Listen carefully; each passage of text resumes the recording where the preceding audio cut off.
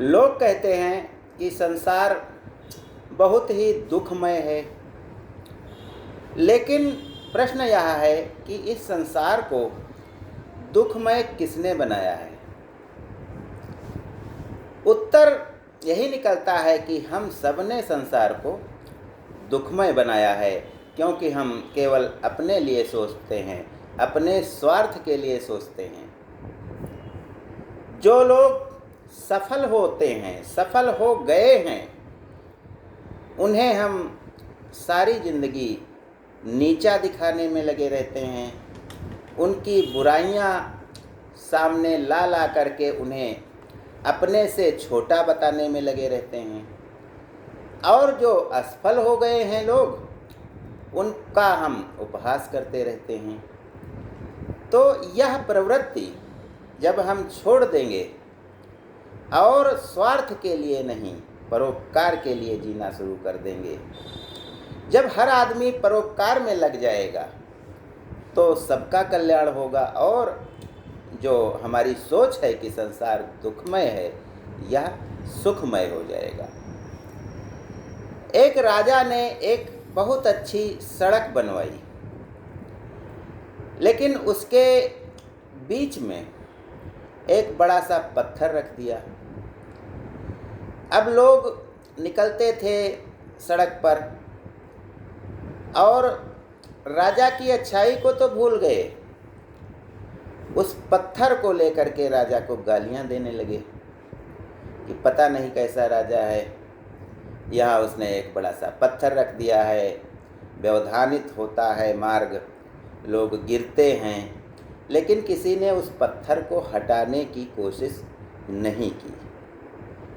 यहीं से समस्या शुरू होती है। समस्या तो यही है, क्योंकि हम गिर गए, फिर भी हमने यह नहीं सोचा कि हमारे जैसे 50 लोग आकर के यहाँ पर गिरेंगे, तो इसका कुछ हम निदान कर दें।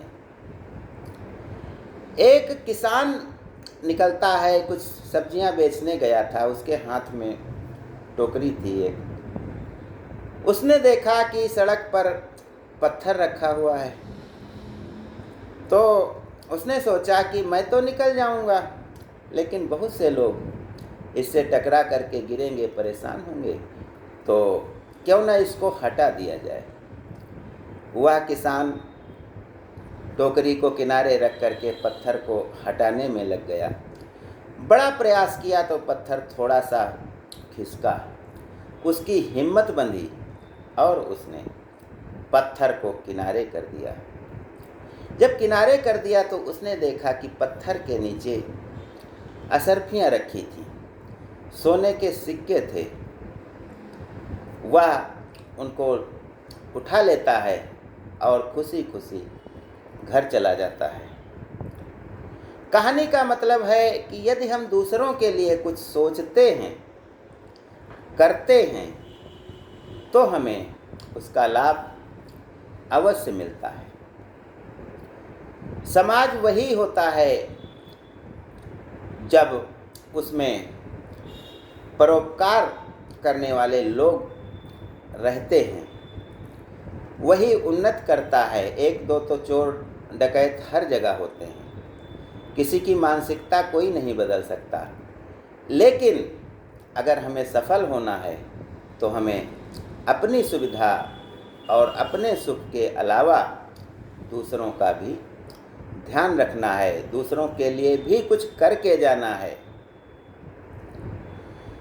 हमें यदि जीवन में सफल होना है तो कोई भी काम बेमन से नहीं करना है, मन लगा करके करना है।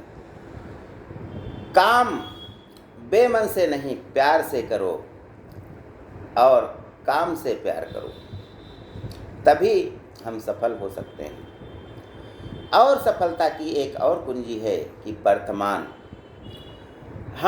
हमारा जो भविष्य है उसमें जाकर के हम कुछ नहीं कर सकते, और जो बीत गया है कल, उसमें भी जाकर के हम अपने जीवन को सुधार नहीं सकते हैं।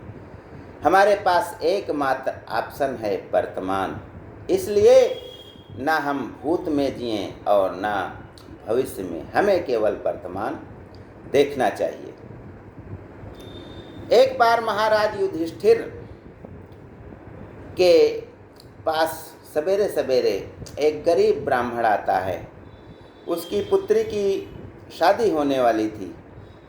वह कुछ धन मांगने आता है, क्योंकि उसने सुन रखा था कि सवेरे सवेरे युधिष्ठिर महाराज गरीबों को दान देते हैं।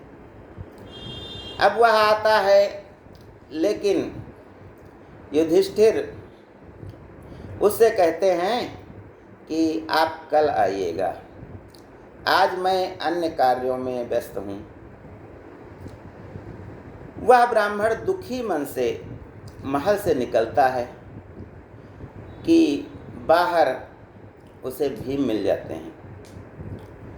भीम ने उसका उतरा हुआ चेहरा देखा तो कहा कि क्या बात है युधिष्ठिर, जो मेरे बड़े भाई हैं, उनके महल से कोई भी निराश होकर नहीं जाता है, लेकिन आप तो निराश होकर जा रहे हैं, क्या बात है। ब्राह्मण ने बताया कि मेरी पुत्री की शादी होने वाली है, मैं कुछ धन मांगने आया था, लेकिन महाराज ने कहा कि कल आइएगा, इसीलिए मैं परेशान हूँ कि बहुत दूर से चल करके आया हूँ किसी प्रकार से। भीम ने कहा कि अतिथि गृह में आप थोड़ा विश्राम करो, मैं अभी कुछ देखता हूँ कि क्या मामला है, और जब तक मैं न कहूँ आप अतिथि गृह में ही रहेंगे। ब्राह्मण अतिथि गृह में बैठ जाता है। इधर भीम जो है डुग्गी पीटने वाले लोगों को बुलाते हैं और यह ऐलान करवाना शुरू कर देते हैं कि महाराज युधिष्ठिर ने काल पर विजय प्राप्त कर ली है।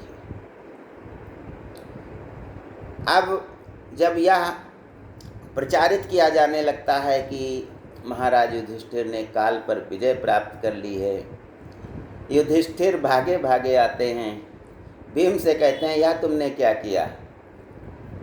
भीम उनको समझाते हैं कि महाराज एक ब्राह्मण आया था, आपने उसे कह दिया कि कल आइएगा, क्या आपको पता है कि कल आप जीवित रहेंगे? क्योंकि यह संसार जो बना है, इसकी जो रीति है वह तो क्षणभंगुर है, हमें अगले पल पर भी भरोसा नहीं है, फिर आपने कैसे कह दिया कि कल आइएगा। युधिष्ठिर को अपनी गलती का एहसास होता है। कहते हैं भीम से कि उसको रुकवाइए कि काल पर मैंने विजय प्राप्त कर ली है, शरीर तो क्षणभंगुर है, पता नहीं कल क्या हो जाए, इसलिए जो हमें कल करना है उसे हम आज करेंगे, और जब आज करेंगे तो हम वर्तमान में जिएंगे, और वर्तमान में जो जीता है वह कभी असफल नहीं होता है। या तो रही आने वाले कल की बात। अब बीते कल की बात। कुछ लोग हैं पुरानी यादों में खोए रहते हैं, पहले बहुत अच्छा था, पहले ये था, पहले ऐसा होता था, पहले ऐसा होता था, हमारे ज़माने में तो 10 रुपये की 1 किलो मिठाई मिल जाती थी, अब ये हो गया है। यानी उसको भूत को ही आधार मान लेते हैं और उसी की यादों में खोए रहते हैं, वर्तमान से असंतुष्ट रहते हैं। उनके बारे में एक छोटी सी कहानी। एक बार भगवान बुद्ध भ्रमण पर होते हैं और एक गांव में जाते हैं। उनका प्रिय शिष्य आनंद भी उन्हीं के साथ था। अब देखते हैं कि गांव वाले उनका स्वागत करते हैं और जो कुछ रूखी सूखी होती है उसको खाने के लिए बुद्ध के पास लाते हैं। बुद्ध प्रेम से भोजन करते हैं। लेकिन उसी गांव में एक लड़का था जो बहुत ही बिगड़ा था। उसने अपने बाप को मार मार करके उनकी सारी जमीन बिकवा दी थी। वह शराबी था। वह शराब पिए हुए इधर उधर झूम रहा था। तब तक उससे किसी ने कहा कि भगवान बुद्ध पधारे हैं गांव में। वह बुद्ध को गाली देने लगा। कौन बुद्ध, कैसे बुद्ध होंगे, कोई हमसे क्या मतलब। अब वह गाली देता हुआ जब आगे बढ़ रहा था तो लोगों ने उसे भगा दिया। वह अपने घर में आकर के सो गया। सवेरे जब उठता है बिना नशे का, तब उसको गांव वाले बताते हैं कि भगवान बुद्ध पधारे हैं, गांव में जाने वाले हैं, कल तुम उनको गाली दे रहे थे। उसने कहा मैंने तो कुछ नहीं गाली दी, मैंने तो किसी को गाली नहीं दी, मैं क्यों गाली दूंगा। लोग कहते हैं कि जाकर के क्षमा मांग लो, शायद वे माफ़ कर दें। उन्होंने अपने कानों से सुनी थी कि आपने उन्हें गाली दिया था। गौतम बुद्ध ने सुना भी था। लेकिन जब वह शराबी सवेरे बिना नशे की हालत में भगवान बुद्ध के सामने जाता है और उनसे अपनी गलती की क्षमा मांगता है, भगवान बुद्ध कहते हैं कि क्या बात है, तुम क्षमा क्यों मांग रहे हो। उसने कहा कि मैंने कल आपको शराब पी करके बहुत सी गालियां दी थी, इसलिए मैं क्षमा मांगने आया हूँ। भगवान बुद्ध बोले, कल को तो मैं जानता ही नहीं हूँ, मैंने कुछ कल सुना ही नहीं था। युवक भगवान बुद्ध के पैरों पर पड़ जाता है, उनके पैरों को पकड़ करके माफ़ी मांगने लगता है और कसम खाता है कि आपने नहीं सुना, यह आपकी महानता है, लेकिन मैं इससे बहुत प्रभावित हूँ। उसी दिन से उसने शराब छोड़ दी और मेहनत करना शुरू कर दिया और वह भी सफल हो गया, अच्छे ढंग से जीवन जीने लगा। तो इस प्रकार इस कहानी से यह शिक्षा मिलती है कि हम बीती बातों को ध्यान में रख करके वर्तमान को यदि प्रभावित करते रहेंगे तो हम सफल नहीं हो सकते, क्योंकि सफलता की कुंजी यही है कि हम वर्तमान को यदि हम सुखी बनाएं, सत्कर्म करें, तभी हम आगे बढ़ सकते हैं। ज्ञान गंगा में बस आज इतना ही। जय हिंद, जय भारत।